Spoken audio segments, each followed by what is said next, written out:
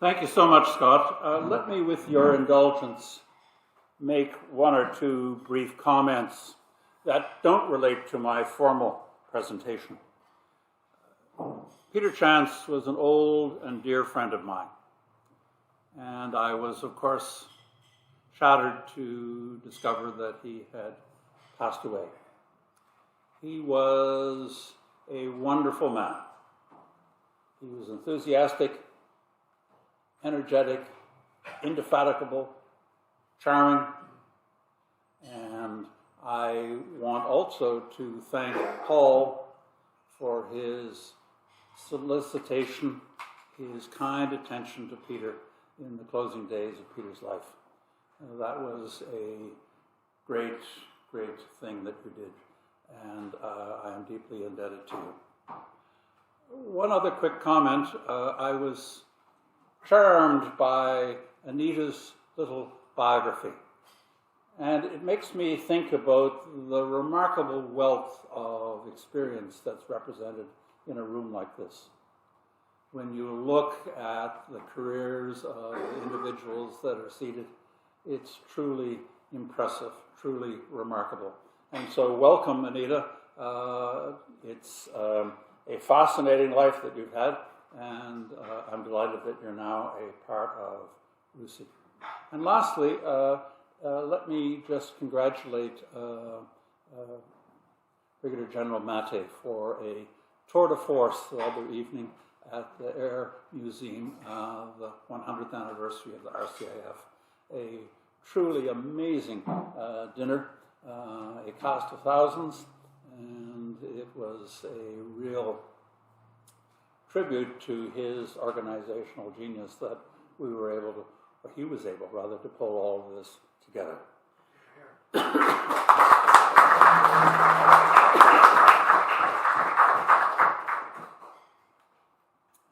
Well, ladies and gentlemen, our story begins in the mid-1980s.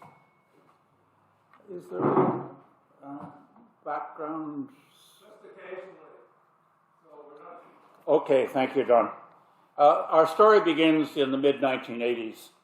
Ronald Reagan is about to enter the White House for his second term in office. He has a young, energetic, articulate, and organized Secretary of the Navy, the Honorable John Lehman. It's the depth of the Cold War. Increasingly, Washington is anxious about the strength and deployment of the Soviet Navy. The plan articulated, and each year a strategic plan was introduced by the U.S. Navy, was to have a 600-ship Navy. That was a truly ambitious target. Down from the 6,000 ships at the end of the Second World War, but truly an astonishing Navy, 600 ships, 15 aircraft carrier battle groups, 4 battleship surface action groups, dozens, even hundreds of destroyers and frigates, submarines available to the U.S. Navy. The strategy of the day was aggressive, almost suicidal.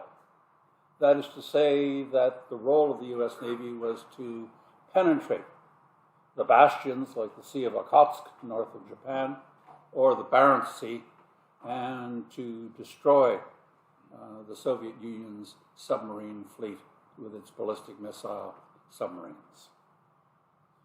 Little, of course, did Reagan and Lehman realize that within a few years, the Soviet Union collapsed ignominiously.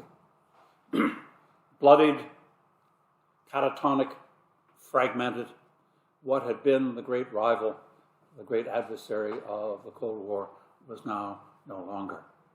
The idea of the 600-ship Navy was never realized. And of course, we had, as you're well aware, a Canadian dimension on that Cold War undertaking, and that was, of course, the 1987 White Paper, Perrin Beatty, and the idea that we would have upwards of a dozen nuclear submarines. A truly ambitious endeavor, but one appropriate for what was perceived to be the threat of the largest submarine fleet in the world operating out of ports on the Russian coast. So we now enter the 1990s, and it's important that we focus for a moment on the 1990s and the mentality of that decade, because it informs much of what follows and leads directly to the theme of my presentation, namely, whither the U.S. Navy. The 1990s was, not surprisingly from the American perspective, a triumphalist decade. We had commentators referring to the unipolar moment. It was in many ways an exaggeration, a cartoon. But briefly, with the Soviet Union prostrate and with little attention being paid to China, China, of course, was just then recovering from the opprobrium of the Tiananmen Square massacre.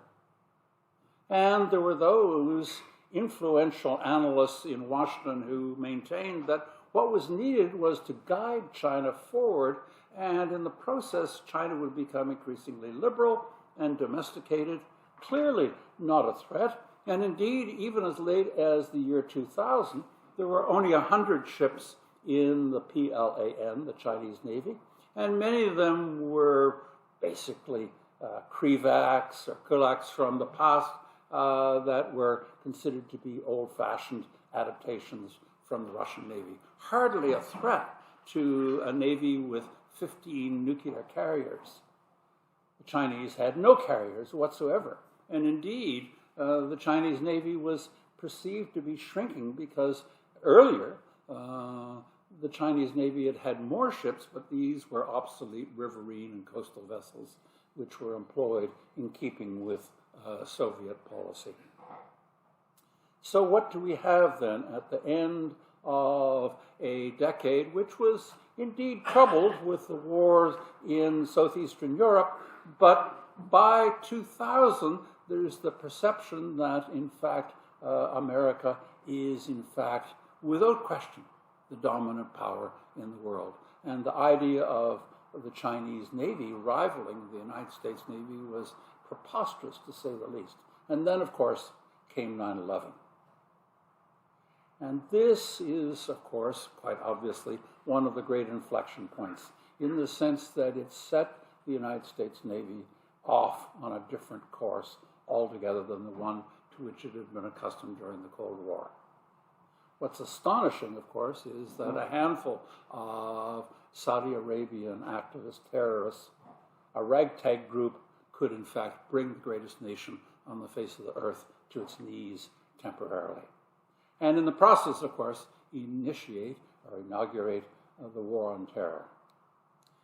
That's not to suggest for a moment that the United States Navy was not very active during that period in the first 15 years of this century. But what happened was that, in fact, Washington, the Pentagon, largely took its eye off the ball in terms of China. Because if we look at Chinese construction rates, we see that by 2005, the 100 ships in the Chinese Navy had become, in 5 years, 200 ships. And of course, if we were to move forward to 2017, 300 ships. So while Washington was focused on Afghanistan and that great self-imposed injury of Iraq, the Chinese were in fact undergoing a profound transition, but guided, of course, as you're well aware, by the overarching philosophy of Deng Xiaoping, which was to build your power and hide your presence. Hide and bide was his direction. And of course, under Jiang Zemin and under Hu Jintao in the first 12 years of this century, that was the policy pursued. China joined the World Trade Organization. The Chinese economy grew in a mesmerizing way. Everyone imagined that we could do work, we could in fact cooperate in some way with China, and that the Chinese Navy was still in some ways remarkably old-fashioned and could never possibly rival the United States Navy. Chinese submarines were noisy and the Chinese had no aircraft carriers. And indeed, of course, as you're well aware, it was at this very time in the early years of this century that the Chinese dragged an elderly carrier all the way from the Black Sea to the coast of China. That was the Variag, a hulk. And in fact, I remember being in Dalian in northern China and in fact being driven over an elevated highway and looking out and realizing that I could suddenly see the upper works of an aircraft carrier in the distance. There it was, languishing in a yard as it had been for years. The original argument was that it was to be a floating casino. And indeed, in fact, there was one sort of model of the Variag which was used in that capacity elsewhere in China. But eventually, of course, as you're well aware, the Chinese would in fact decide to reanimate the Variag as the Liaoning, and this was the first of their carriers. It was an exact replica of the Kuznetsov, the troubled Russian carrier, which is effectively now no longer operational. So what we have then is, in 2002, one of those chance moments that occurs. The Chief of Naval Operations in the United States, Vernon Clark, visits Copenhagen. And while he's there, the Danes put on a demonstration. They swap out a major gun turret on one of their patrol vessels. Clark is captivated by this performance, and he suddenly begins to think, aha, why do we not address the question of modularity in ship design? If, in fact, we can transform the character of a vessel this rapidly, why not do that? And we can have modules for anti-submarine warfare work. We can have modules for anti-mining. We can have anti-surface warfare modules. And we can produce a whole fleet of fast, nimble, agile, well-armed vessels that can move close into the enemy shore. And in the process, we can begin to address the basic problem that's beginning to appear, the yawning gap between the construction rates in China and in the United States. This is a truly critical issue in the sense that, of course, if we go back to Eisenhower's day, what we see was that there were 60 yards working in the United States. Now there are 7. If you look at shipbuilding rates, we see that when the Americans produce 10 commercial vessels a year, the Chinese currently are producing 1,000 commercial vessels a year. Of the 177 merchant ships that are registered in the United States, the Chinese have 5,500.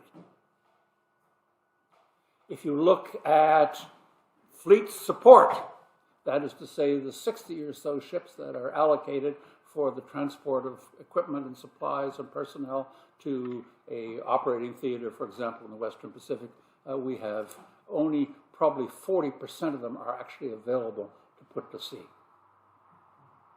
So Chinese shipbuilding capability is more than 200 times as great as that of the United States. And they are producing at an alarming rate. One of the statistics that I came across some time ago was that in the first 8 months of 2019, the Chinese commissioned 19 warships. In other words, the entire Canadian Navy in the first 8 months of that year. So this is the background in part to the decision by Ray Mabus, the Secretary of the Navy, in 2005 to initiate the construction of the Littoral Combat Ship. 3,400 tons, and the plan was to have 2 different designs and then to have a runoff basically between the designs. One was a trimaran design, and this was General Dynamics and Austal working out of their yard in Alabama, and the other was Lockheed Martin Marionette working out of Wisconsin, and that was to be a steel-hulled monohull. And after a year or two, the two prototypes emerged, but at that stage, the naval bureaucrats lost their nerve. They couldn't decide between the two, and they were afraid that if they made the choice, that in fact this would lead to political opposition. People would begin to complain about the fact that there wasn't enough work back in their particular state with the Navy. So they went for both designs, and they were to have more than 52 to be correct. And the problem, of course, was that what it meant was that there was no commonality in terms of spare parts. There was no commonality in terms of ship repair. There was no commonality in terms of the training of the crews because the equipment was different. And it turned out that the modularity didn't work. Time after time, these ships broke down. And so what we had was what rapidly became known as the little crappy ship. And this ship size shrank from 52 to now about 36.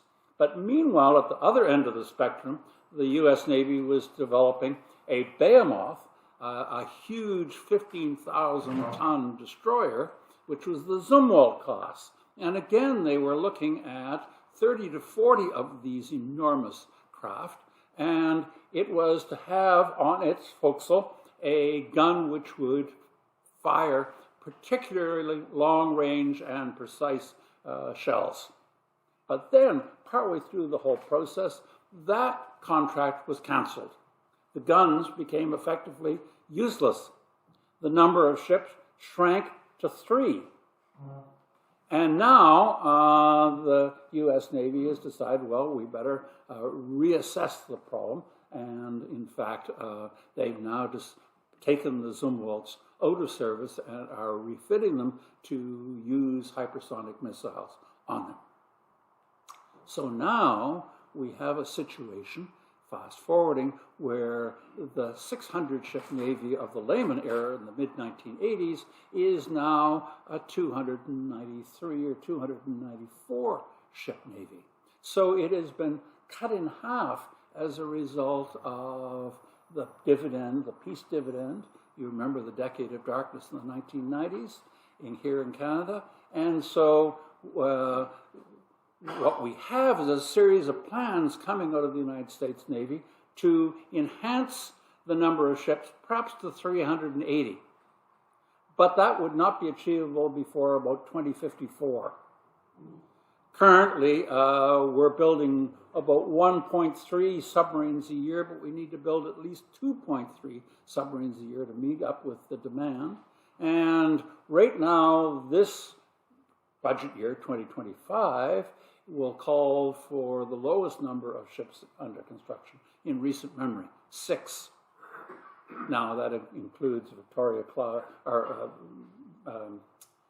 a Virginia-class SSN, an attack submarine, and it calls for 2 Arleigh Burke-class, which are 1989 designs, but that's the fallback position after the LCS debacle.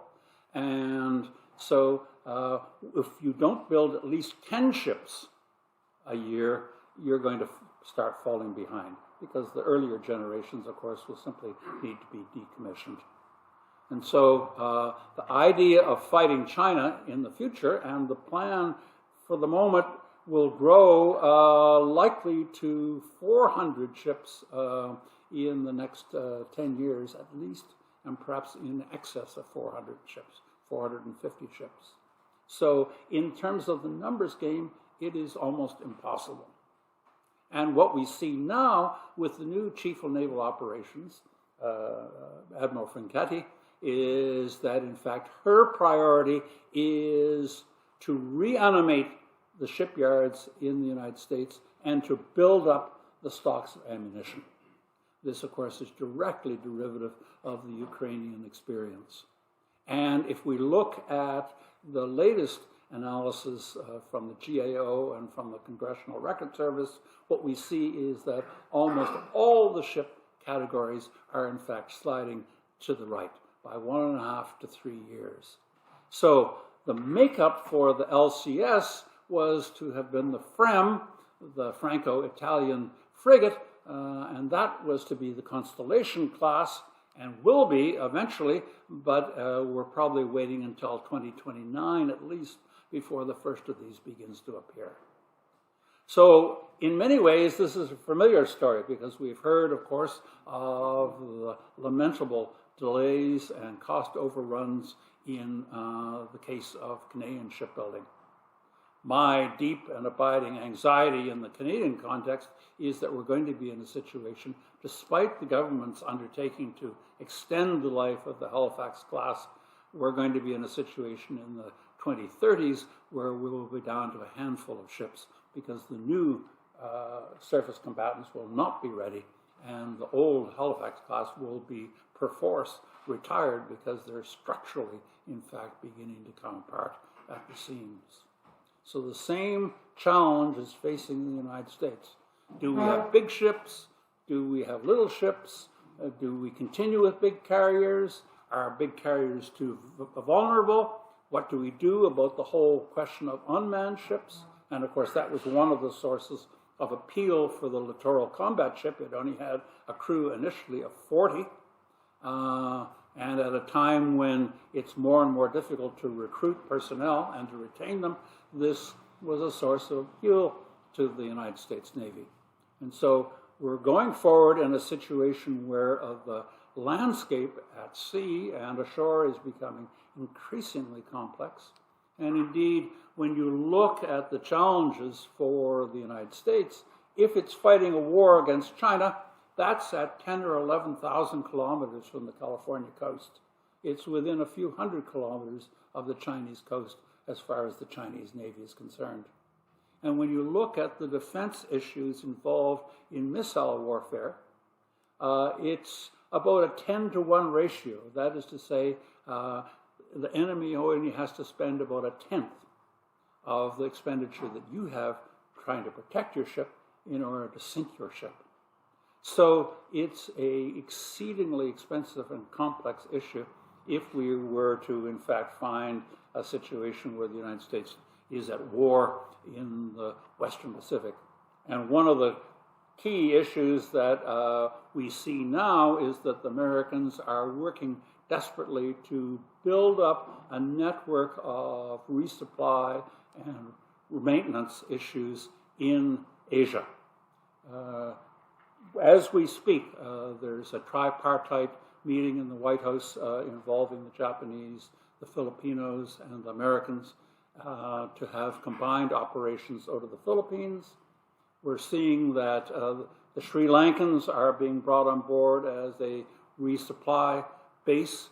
Similarly, the Japanese and the Indian are inking agreements with the U.S. Navy to repair ships because ships damaged in warfare in the Western Pacific have virtually nowhere to go short of Hawaii or San Diego for repair, an impossible situation for future commanders. So what I've suggested then, ladies and gentlemen, is that the United States Navy is in a state of uncertainty and flux. They're bound by fiscal restraints in terms of the size of their ongoing budget. They need to be building far more rapidly than they are, but there aren't the yards, and there isn't the money, and there isn't the time. So the challenges that we face are multiplied 100-fold in terms of Washington. And if we traditionally rely upon the Americans, this may be an increasingly endangered relationship. Thank you very much.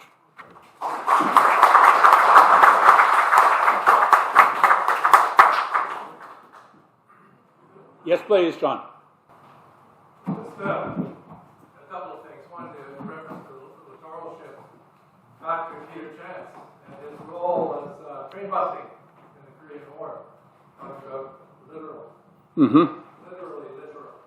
Now, the first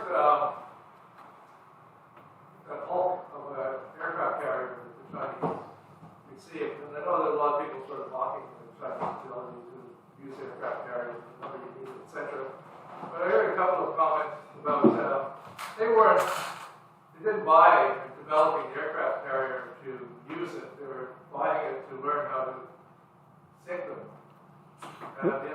comment on that. And then, and so, again, maybe you refer to the distance away. So, what kind of ships do the Americans need as an offensive navy versus the Chinese types of ships as a defensive navy instead of trying to see? Your questions are excellent. There's a fascinating, frankly, a rather boring, but a fascinating study, which is probably a recycled PhD thesis by an American researcher on an analysis of Chinese documentation. And it's clear, and this will come as no surprise to you, it's clear that the Chinese have devoted a great deal of time and energy to analyzing what they perceive to be the fundamental lines of weakness or cleavages in the U.S. defense structure. One of them, clearly, is the perceived vulnerability of aircraft carriers. And as you're well aware, the Chinese have developed an intermediate-range ballistic missile called the Dongfang 21 Delta, and it, so we're told, is capable of taking out U.S. carriers. Now, have the Chinese mastered the complexities of last-minute alterations in course because they're trying to take out a target which is moving at 30 knots, or not? Certainly my U.S. naval colleagues seem to take this very seriously. And we're told that there's probably about 170 to 180 Dongfang 21s in the Chinese arsenal. So how to combat this sort of attack on your aircraft carriers? Now, of course, the aircraft carriers come accompanied with outer layers of Arleigh Burkes with anti-missile missiles, and of course even a further array of submarines accompanying the carriers. So it's not a question of the Chinese having a silver bullet, but it's coming close to having a silver bullet. And indeed, a Chinese general actually suggested some years ago, as I'm sure you're probably aware, John, that what the Chinese need to do was to take out 2 American carriers quickly, and when the U.S. public was faced with the loss of 10,000 personnel in the space of a few days, they would lose their will to continue fighting. So one of the big challenges is that not only is it relatively easy to hit a slow-moving, and these are all comparative terms, a slow-moving target with a missile, compared with trying to take out a fast incoming supersonic missile with another missile. Not only is that problem favor the attacker, but as I suggested in my earlier comments, the cost-benefit ratios are heavily in favor of the attacker, probably at a ratio of about 10 to 1.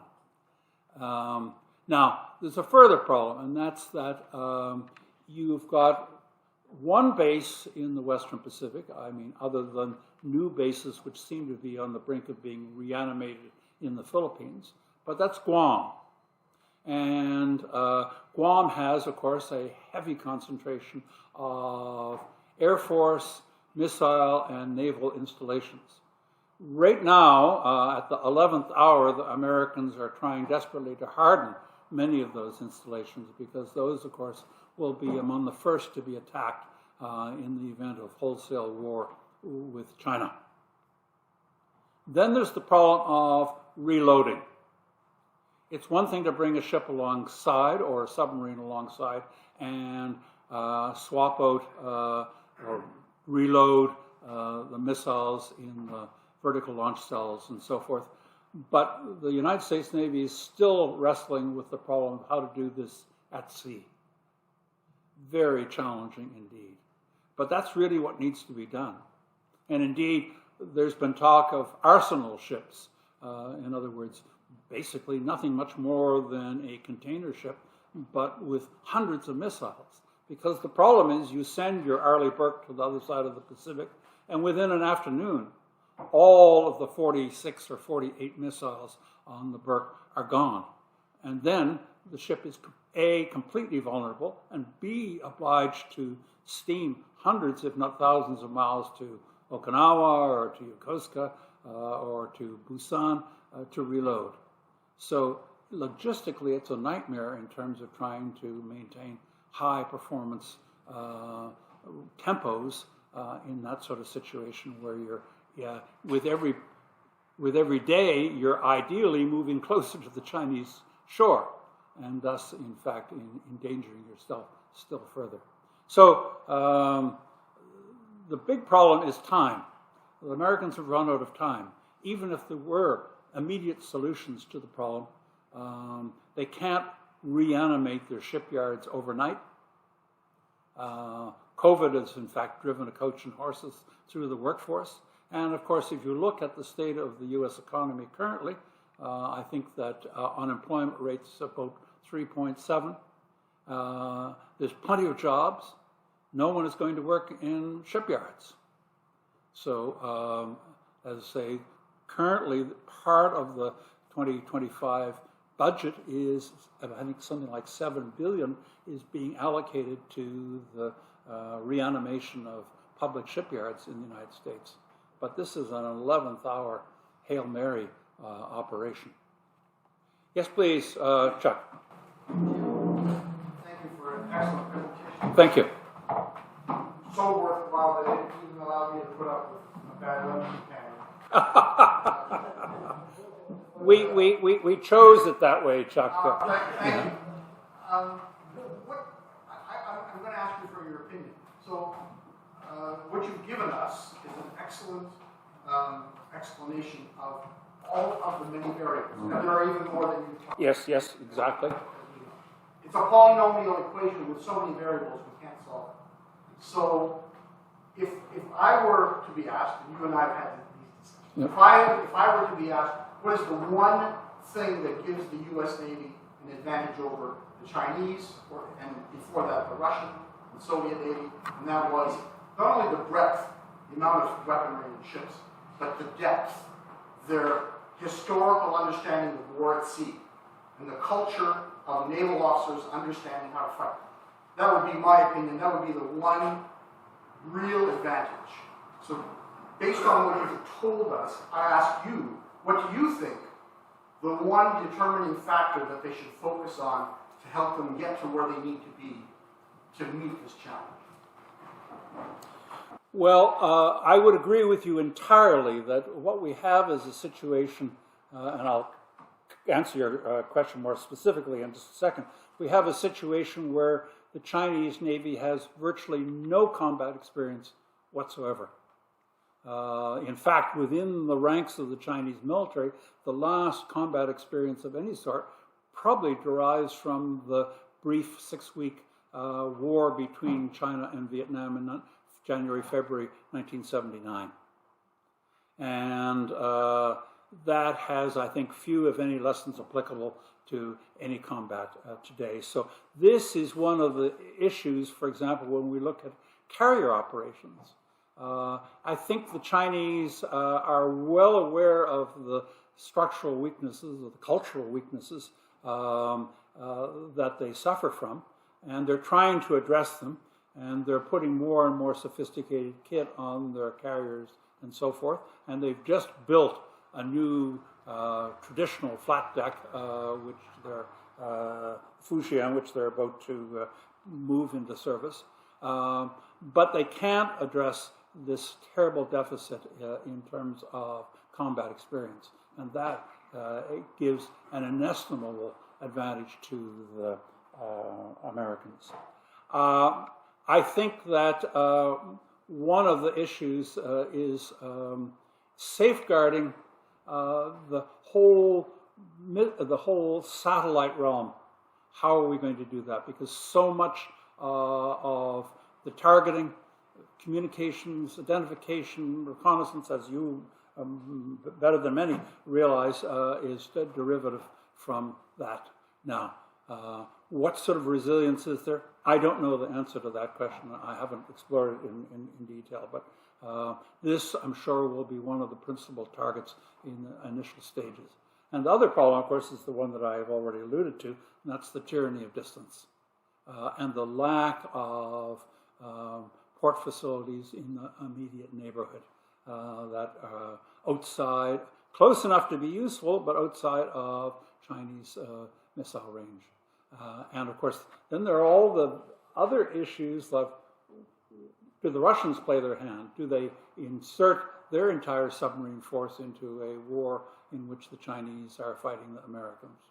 What do the North Koreans do as a sidebar on the Korean Peninsula? And then, of course, what do the Japanese, Indians, Australians do? Yes, please, you had a question.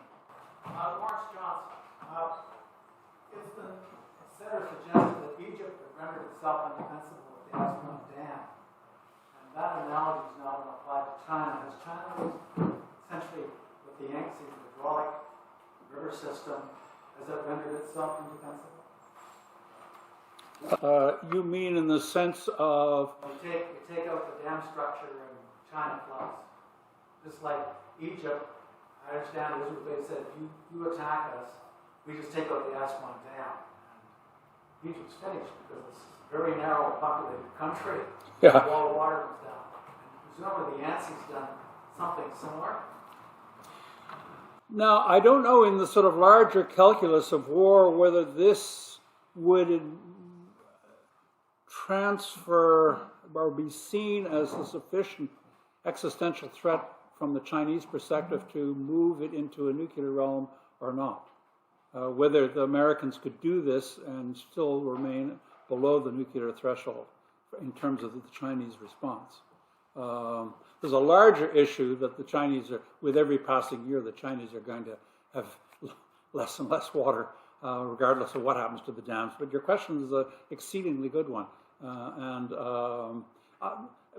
One of the other problems, of course, is the vulnerability of China in terms of energy imports. The Chinese have about a 90-day reserve in terms of oil and gas, but I'm sure that the targeting plans for the Americans include taking out or neutralizing the ports, because most of the energy comes in by sea.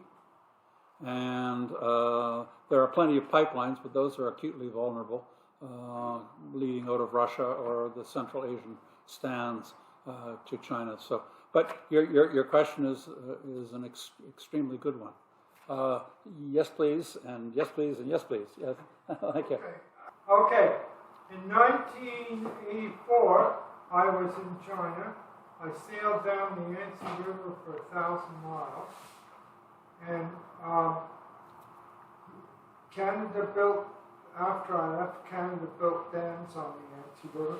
But when I returned, I had a visit with an agent from CSIS, and they wanted to see pictures. And I had actually taken a picture of a Chinese warship on the Yangtze River. However, one thing that was made pretty clear to me was if we ever went to war against China, we wouldn't be able to succeed because of the population being so great that they would just come over in waves. And so that's one of the reasons why we have to have diplomacy with China, whether we like it or not. Okay. Your points well taken, and of course there are celebrated quotations from Mao where he announced publicly, whether he would have done so in practice, that he was prepared to sacrifice 40 or 60 or 100 million to nuclear exchanges, and the Chinese would inherit. The Chinese people don't want war, and to the best of my knowledge, are not involved in any activities that may provoke it. Another thing I was going to tell the audience was that in 1997, Hong Kong reverted to control by the PRC, and the British and American navies lost a very important base in that part of the world because Hong Kong played a big part in the the defense of the seas. Quite true, quite true. Greg, I think you had a question. Yeah, well, first of all, Jim, thank you for the show. I think one of the most amazing things about academic debate is that we can debate academically, so take my comments as a friend. You've taken a very alarming quantitative approach to your thesis, and I agree with Chuck that there's a qualitative aspect that needs to be questioned as well. And so I'm going to give a couple examples here, and I would be interested in your view on this. So first of all, let's harken back to 1959, the waning days of the presidency of General Eisenhower, when he warned about the military-industrial complex. And, you know, part of what you say, and I don't mean to take, I don't want to take this personally, but it could be perceived by the public that are ignorant, largely on military affairs, as waving a flag to raise more money for the military-industrial complex. We need to be very careful as professionals, not to over-exemplify. So, I'll give you 2 data points. 3, actually. Eric Hartman. I'm sorry, pardon? Eric Hartman. So, Eric Hartman singularly shot down 352 Russian fighter bombers. One person. He was the top ace ever. I recall in 2001 taking my squadron across the pond into Germany, and I had the opportunity, very rare, to fly with a former East German Luftwaffe squadron that were still flying the MiG-29, and after reintegration now we're dedicated to being NATO training aids, continuing to fly by Soviet contradictory. And I remember we had to fly all the way down to Berlin from where we were on the Danish border because they didn't have any insurance, first of all.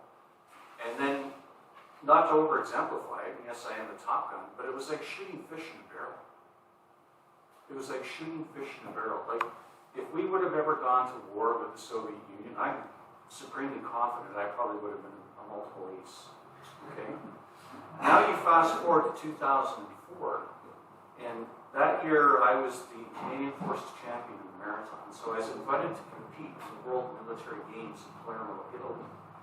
And the World Military Games are almost like the Olympics in that they have an opening ceremony. Part of the opening ceremony was we literally marched in, went around the oval, and then parked ourselves on the infield, while alphabetically, China comes after Canada.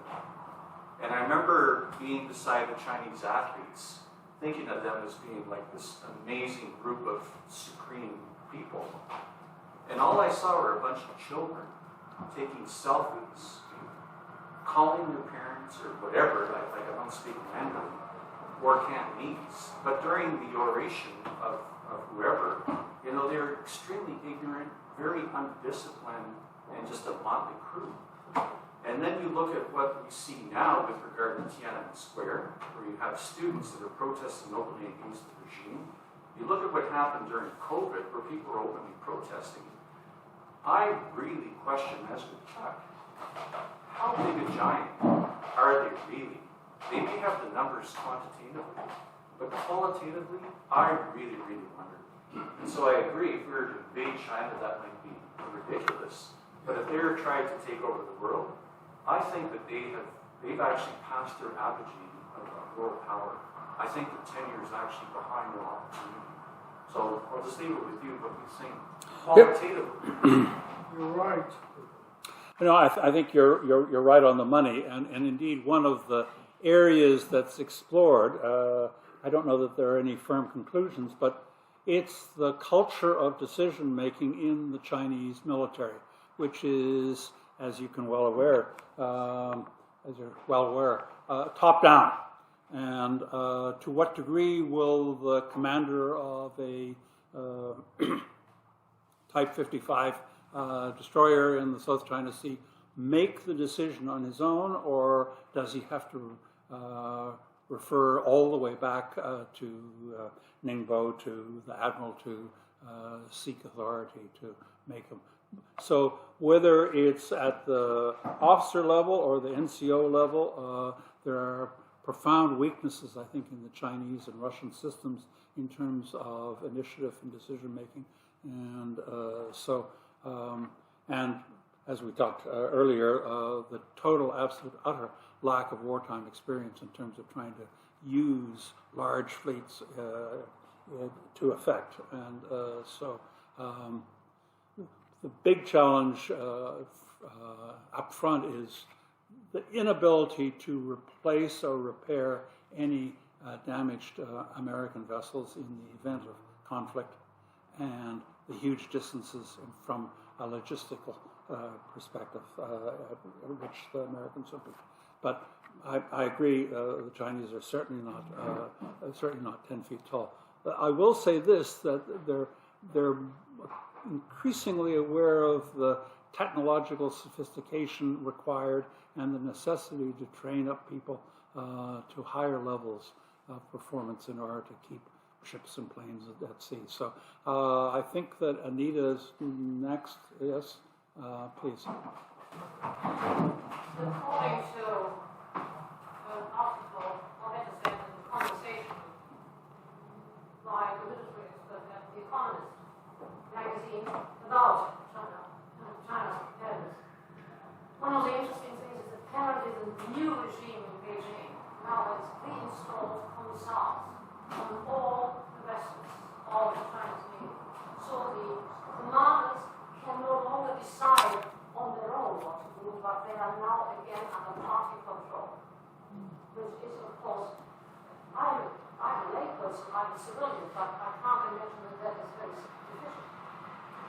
The other thing is when you mentioned the energy that China's energy supplies are a bit endangered because they rely so much on the sea to transport. The fact is that most probably in the near future China won't need to import that much by sea because it has new contracts with the star countries that build and have invested in pipelines, and they invested a tremendous amount in the gas resources up in Siberia. They have a pipeline already functioning, and of course they're planning on the fact that the Northeast Passage will be open. Points well taken, Anita. I think that what we're seeing with Xi is a renewal, or a sort of neo-Maoist phenomenon taking effect in terms of party discipline. That's one of the things that's of particular concern to him. And of course, there have been some celebrated cases recently, particularly with respect to senior personnel in the Chinese rocket forces, where they've been cashiered. Whether for corruption or not, we can't really tell. The Chinese sources are opaque, but the introduction of political commissars in the decision-making loop certainly does raise some real questions in my mind. I think that still, I agree that with Power of Siberia gas coming on in the late 2020s and other sources, yes, there will be alternatives to shipboard importation of energy, but I think we're still looking at a very, very significant proportion of the overall energy pie comes in by sea. And, yes, please, Stan. I'll be brief. What do you think will be a benefit to the United States Navy with the cooperation now that they're increasing with Australia, and would they get perhaps based in Northern Australia? Second question, what is China waiting for before they attack Taiwan, and how would that turn out? Okay, what we're seeing with AUKUS is a three-stage process. The first stage involves the positioning of one Astute class and 3 or 4 Virginia class at HMAS Sterling south of Perth on the west coast of Australia, where they can in fact exit directly into the Indian Ocean or north towards the Indonesian archipelago.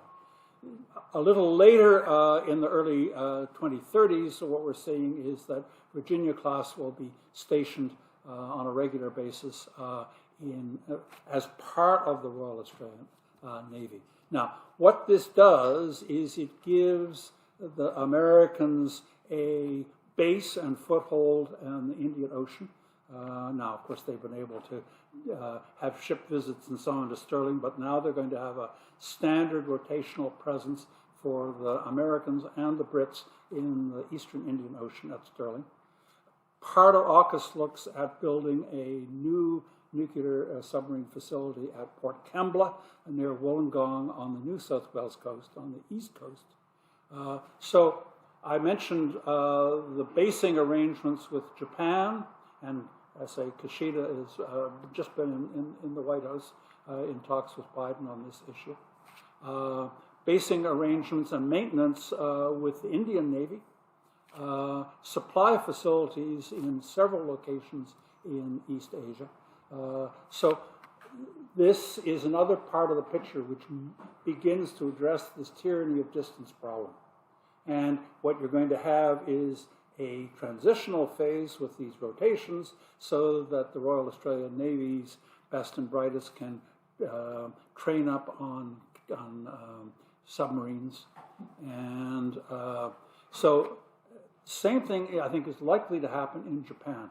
They're looking to stand up a U.S. naval unit larger than the current presence in Japanese waters.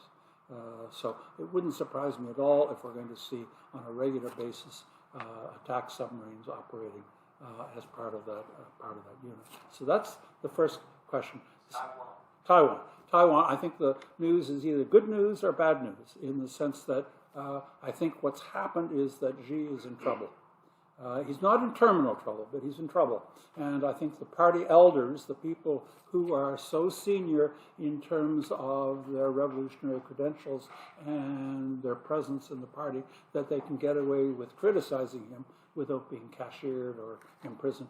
They are probably, in fact, really putting the screws to him in terms of the structural weaknesses in contemporary China. Now, does that and the experience of the Russians in the Ukraine cause Xi to step short on Taiwan? Or one could probably make an argument that it would encourage him to attack Taiwan to, in fact, generate a groundswell of support on the part of an increasingly jaded citizenry. And when you look at the percentage of Chinese for whom a 2/3 to 75% of their personal wealth is tied up in real estate, and you see the debacle involving the real estate industry in China, you can see a lot of Chinese who are really unhappy with the party and with Xi in particular. So which way will it cut? Now, of course, 2027 is allegedly the sort of threshold, and Xi is nothing if not ambitious. He wants to be part of that great trifecta in the sky with Mao and Deng. And bringing Taiwan into the fold would, in fact, cement his elevation. But the Taiwanese, I don't think, have put their back into defense to the degree that they should have over all these years. They're acutely vulnerable in many ways. What the Chinese will do is try to wear them down with a sort of carborundum approach to begin with, without any sort of D-Day style invasion, which is 3 times the width of the English Channel.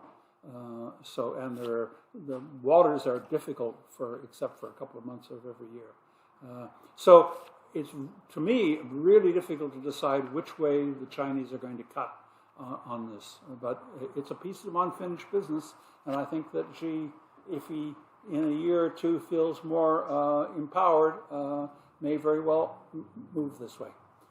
And then we'll hit the fan, and we're really going to be in it. What is to be Washington's position if one of the few viable and spontaneous democracies in Asia were to be imperiled in this way?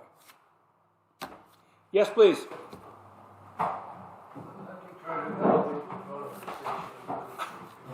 Gee, thank you. To space. Between 1981 and 85, I had an office in the U.S. Air Force Space Commission at the time of Reagan's Star Wars and the Strategic Defense Initiative. At that time, General Henry, the 4-star in charge, was telling me that there are investigations going on about space-based weapons. And that's 45 years ago. There's been a hell of a lot of technology done between then and now. We got excited a little while ago when all these reports on the paper about Russia launching a nuclear charged space station of some sort. It wouldn't surprise me one bit to find out that the Americans have already done this sort of thing, and they have very sophisticated, especially with the latest technology, very sophisticated space-based weaponry that would sort of be able to do a lot against ships in a very short order. So have you, in your analysis, have you ever considered that part of it, the space weaponry part of it?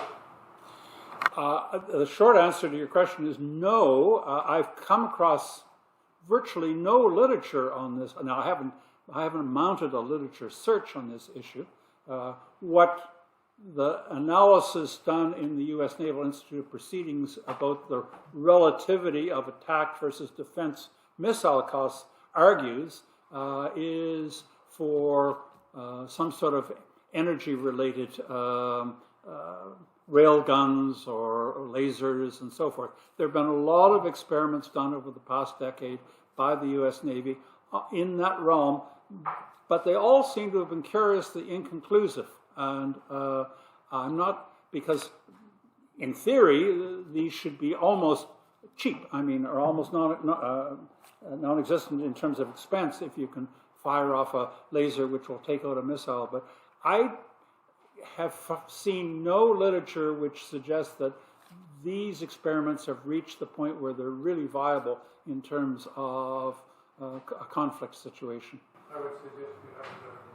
Okay, well, I will certainly do that, because I had read not so long ago where they were withdrawn because of costs. So perhaps they're literally re-energizing this endeavor. And, just a short comment on how awkward or how inefficient some of the Chinese workers may be, or how China may be.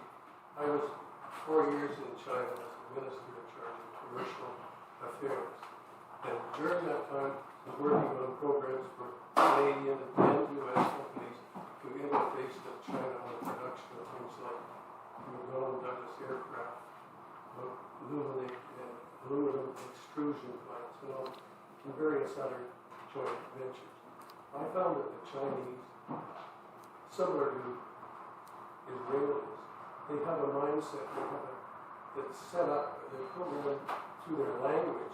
They're very, very intelligent, and they can do things. I found that in these joint ventures, they would expand and improve upon the engineering that came from Canada and the United States. So I wouldn't underestimate. oh, not for a moment. And as the Minister of Defense once told me here in the Chinese, he said, we can march 20 million soldiers a year into combat every year. Not losing our population. So, those kinds of figures just stick in your mind. They do indeed, and we're in a situation where you don't want to consider them 10 feet tall, but you don't want to consider them 4 feet tall either. And certainly I think the evidence suggests that they're trying very hard to address what they see as critical points of weakness in their overall defense structure. And, yes, please. My understanding is the point of sea power is freedom of the seas for merchant shipping and trade. So in a conflict between the United States and China, is it not likely that it would become a war of blockades rather than of sea battles? Well, yes, and that's certainly true. And one of the reasons why the Chinese have been engaged, and this is a huge issue in and of itself, one of the reasons they've been engaged in their rampant empire building in the South China Sea, in contravention to the International Court of Justice, is to create a situation of strategic depth off the Chinese coast, and particularly to provide them with some support in terms of approaches to the Strait of Malacca, the most important waterway in the world. And and of course, if you look more broadly at the Belt and Road Initiative, you see that built into that if you look at Gwadar on the Baluchi coast of Pakistan, the Gwadar to Kashgar pipeline and rail links, which the Chinese have been working on for years now, and similarly the pipeline which runs up across the Burmese coast to Yunnan in southern China. These are all efforts to, in fact, avoid having to rely on the Strait of Malacca. And of course, the reference was made to the Northern Sea route. Putin has put in huge amounts of money in terms of reanimating military facilities along the northern flank of Russia. And he has ambitions to reach 80 million tons of cargo a year along that route. It's now probably about 30 million tons. But the Chinese are beginning to use that route, which of course saves them some 4,000 or 5,000 nautical miles of steaming to get to northwestern Europe. So with the way climate change is moving, in the next 15 years, we'll probably have a situation where for several months of the year at least, it's relatively viable. But the Russians have been extracting a price in the sense that you've got to have a Russian icebreaker accompany your ship, you have to have a Russian pilot, you have to have Russian paperwork, in terms of insurance, and so they're determined that they're going to extract top dollar on any vessel using the Northern Sea route for the moment. Okay, we're going to give a final comment to David right here. He has something he wants to say. First of all, thank you so much for the presentation. Second, I've been just downstream from Shanghai. I have seen a production line producing freighters for the Chinese Overseas Sales Corporation. Very impressive. Almost like building cars here. The second point I'd like to make, a friend of mine has a son flying helicopters off a destroyer in that carrier group in the South China Sea. I would ask my colleagues to spare a thought. Lieutenant Cow, USA. Thank you so much for that, those footnotes. And yes, the situation in the South China Sea is becoming increasingly perilous, with the Chinese using Coast Guard vessels, which one normally associates with peacekeeping and humanitarian operations, to in fact attack Filipino vessels with water cannon, damaging the vessels, injuring a number of the crew members. And what's interesting is what will come out of this tripartite White House meeting from 2 days ago with the Japanese, Filipinos, and Americans. Will this in some way trigger U.S. naval intervention in the South China Sea? Because what we're having is harassment which is not only unprofessional but increasingly dangerous and provocative, as the Chinese argue in favor of trying to prevent the Filipinos from restocking installation on their own, in their own territorial seas. Okay, thank you very much.